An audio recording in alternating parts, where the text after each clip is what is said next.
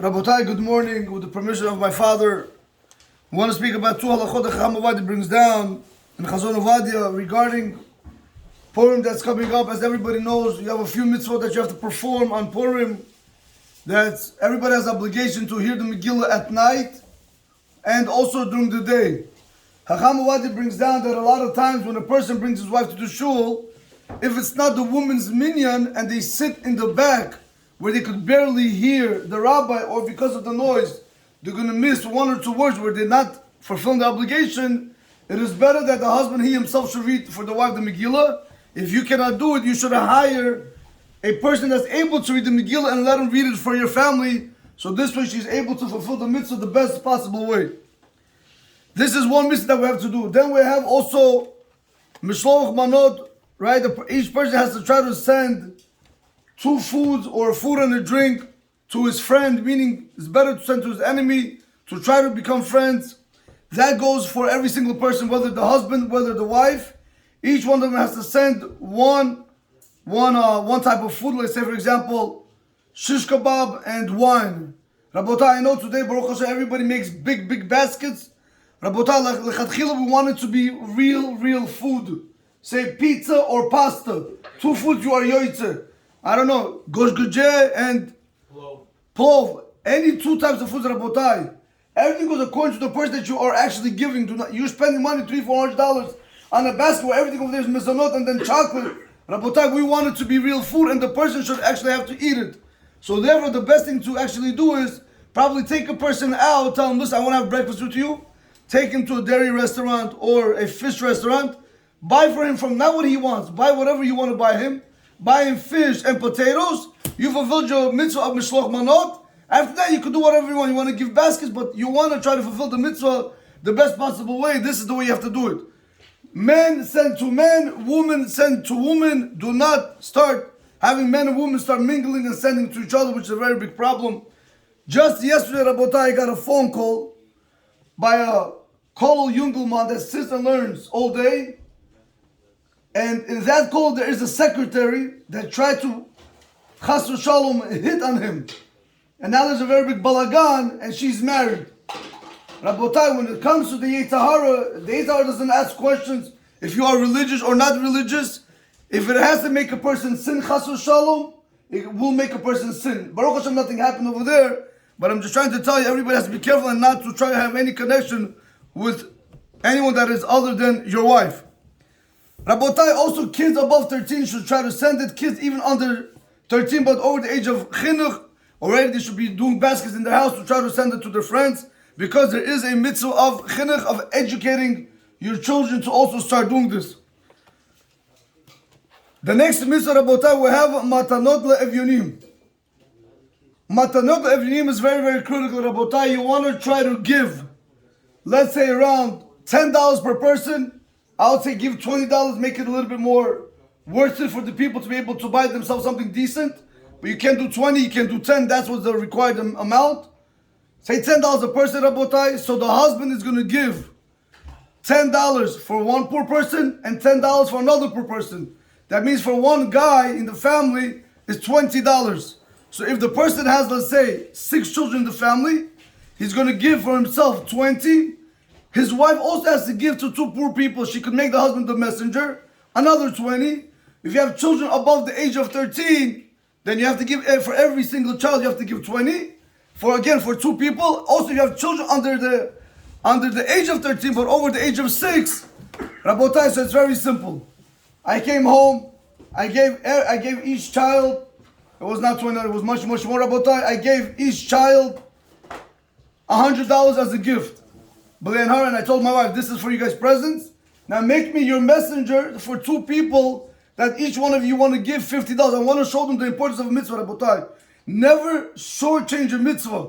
I understand $10 what it requires of us, but you want to try to give more. The more you give, the better it is for you, Rabotai. You show your children what a mitzvah is all about. By showing them you want to give $10, it being exact, it's not such a good thing, Rabotai. So I made the children and my wife, I told them, make me your messenger, and I sent it out to a very big Talmud Chacham in another place out of state. Does not matter, Rabotai. These people have about 11, 12 children, they do not have what to eat, and they're barely making it. You want to make sure, Rabotai, the money gets to them on this Tuesday after Netzach Hama, after sunrise. You want to make sure that they receive the money on Tuesday. Matanot Levninim has to be given out on Tuesday. You can give it to the rabbi now, and he can give it to them on Tuesday, or let them hold the money and tell them to acquire the money on Tuesday. Everybody has his obligation, like we explained, husband, wife, parents, grandparents, does not matter. Everybody has to give to two people, minimum, Rabotai, $10. Rav Tzadka brings down that if a person wants to give $10 minimum from himself to two people, let's say $20, but he also wants to give extra $80. He doesn't want, $20 doesn't look good. So he wants to give $100. So he says the other $80 you could take out from your maaser. From the 10% that you give, you could give like that, Rabotai. If a person wants to do that, he can do that. Rabotai, to the halachot of machatzit shekel, the next mitzvah of machatzit shekel, zech machatzit shekel, when you're going to do it in shul, you have to do it for your wife, once again, for your kids over 13. Same halach applies to kids over 60 years of age. You're not obligated, but you have to educate them in this. Rabotai, the machatzit shekel money, once again, you want to make sure that this money goes to Torah institutions. Rabotai, when you come to a shul and they start piling up all the money, if the money is going back into the shul, that is not a Torah institution, Rabotai. We're speaking about it has to go back to Talmidei Chachamim. That's what you should see to that your machatzit shekel should reach a Talmid Chacham who actually needs the money and not just go back to the shul in order for them to fix windows. That's what Chacham Avad brings down. It has to go to Talmidei Chachamim that is going to be able to allow them to continue learning Torah. Rabotai, last but not least, Sudat, mitzvah of eating the Purim meal. The mitzvah does not count at night. The mitzvah will only count during the day. That's why, Rabotai, we have an obligation to eat and be happy on Purim Day on Tuesday.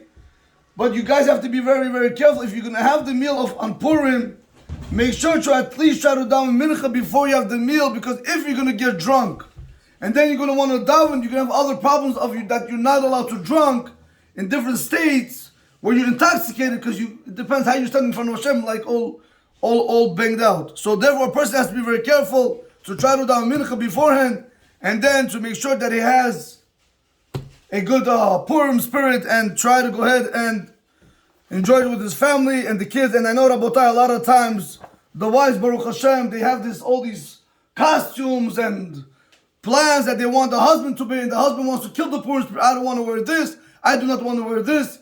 Rabotai, if your wife tells you you're going to be a lion for the day or you're going to be a dog for the day, put on the dog costume. Believe me, you got to be easier. The whole year. You rather be a live mouse than a dead lion, Rabbi.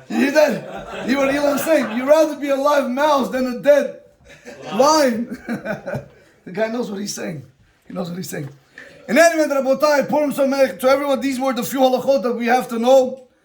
Rabotai, really quick, also about when you read the Megillah, try to make sure that you fulfill the mitzvah aseh doraita with the rabbi of reading the Megillah. You have to have kavanah, you have to have intention that you're fulfilling it with him, and he has to have to take out kavanah. Rabotai, the before brachot, he will say, some customs have to stand, and then they sit. Some customs have to that they sit throughout. The after blessing of the Megillah, after the rabbi rolls up the Megillah, if anybody wants to say the after blessing, everybody can say the after blessing. You don't have to wait for him. But as long as you already rolled up your Megillah, everybody's allowed to go ahead and say the after blessing. Rabotai, pay close attention to every single word, because I know a lot of times they bring kids.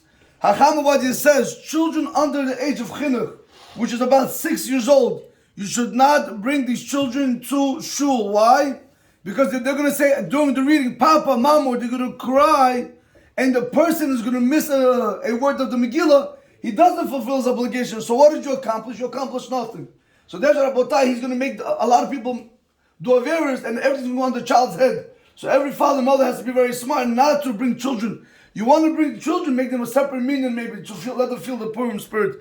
But do not bring children under the age of 6 or children that do not know how to sit in one spot.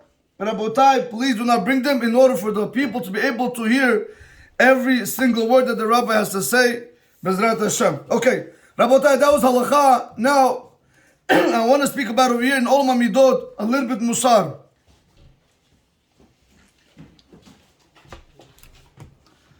The question was asked, is a person allowed to get mad? Is a person allowed to get angry? Because we know, Kol HaKo'es ki ilu oved avodah zarah. We know the whole rule that anybody who gets angry is as if he did avodah zarah, as if he did idol worship, correct? So you can have a guy, he goes down, to Turkey, I don't know where they go, and he's bound down to his elephant, Chas v'shalom, who knows what he's bound to his Buddha, I don't know what he's bound down to. And then you have a guy next to you in shul, you take his place, he starts screaming at you. So I ask you a question, which guy is worse, the guy in Budapest or this guy in the shul? Rabotai, Chacham will tell us they're identical. A person who gets angry, it's as if he's actually doing real avodah zarah. And a person has to realize, we think, no, we're allowed to get angry, and it's okay to get angry. But we do not realize, Rabotai, that at the time when we get angry, we are doing avodah zarah. Why are we doing avodah zarah, Mr. Isaac? Because we don't believe that what's happening to us right now is from Hashem. So now you're serving a different type of God. So the question over here is asked, Emil John, the question over here is asked, can a person get angry because he woke up late?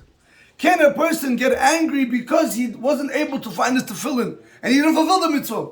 Can a person get angry because he didn't fulfill a mitzvah because of a friend that because of him he postponed it?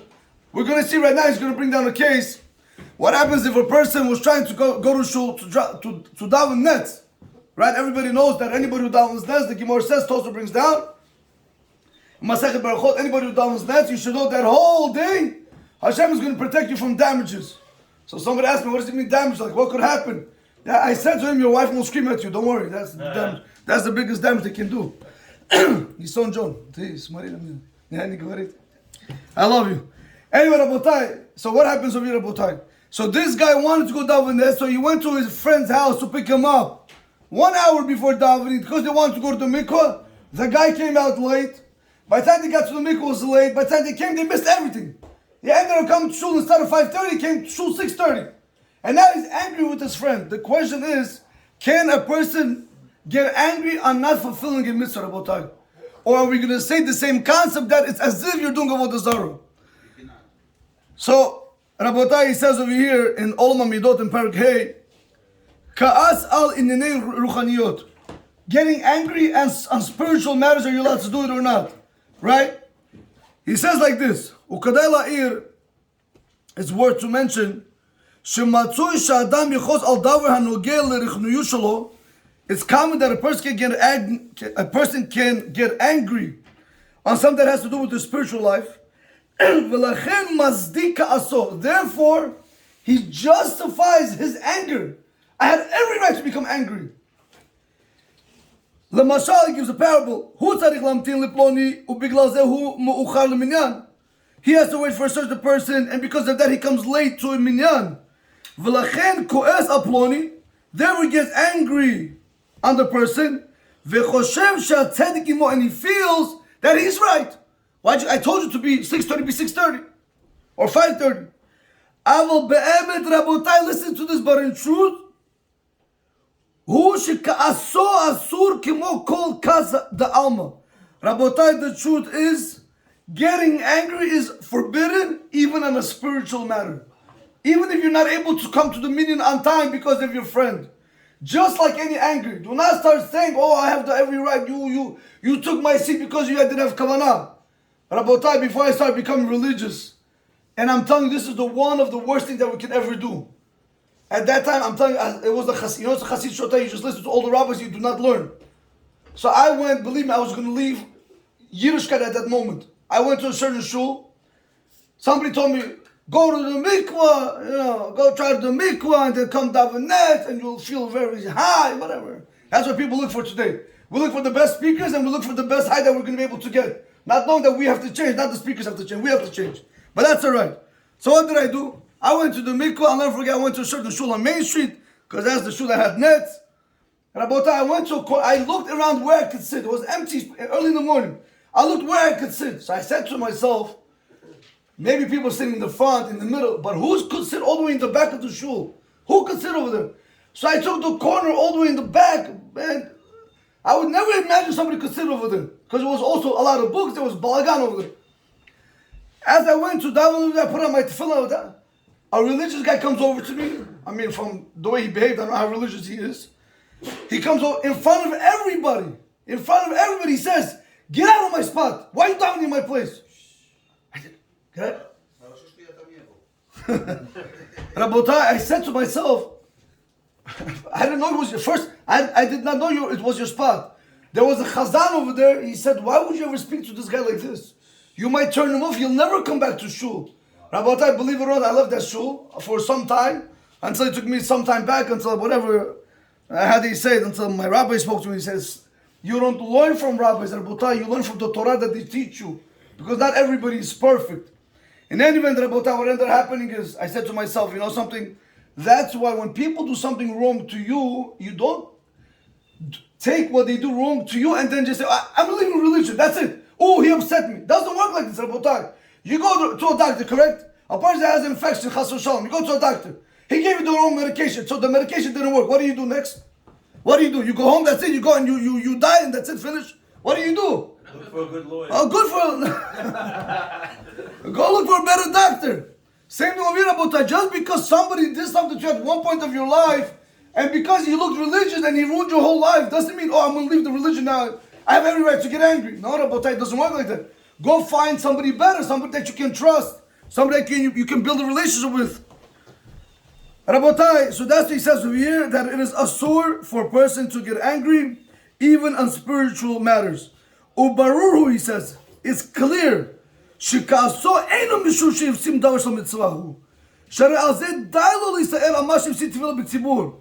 Ach ma tivo shel ka'as, ein ze ele mishum sheploni ikvo. Rabotai, listen to this carefully. Rabotai, listen to this. He says, it's very clear, Rabotai, the anger that he's getting angry is not because he missed the mitzvah. How many times we don't do mitzvah the proper way? We daven Shomres without the proper way. We daven Birkat Hamazon. We say Birkat Hamazon without the proper kavanah. We don't put on tefillin the right way. We don't learn Torah as much as we're supposed to. We get angry. No, it's okay. We do averes. We get angry. We curse. We never get angry.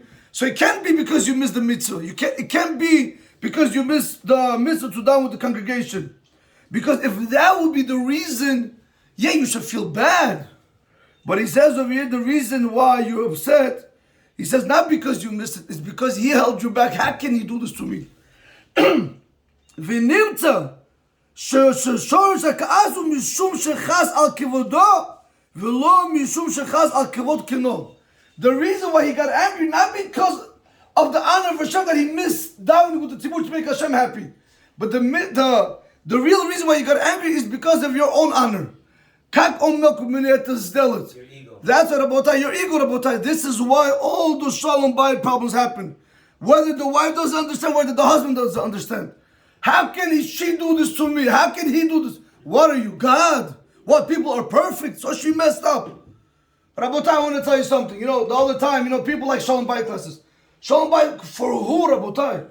People don't realize that what?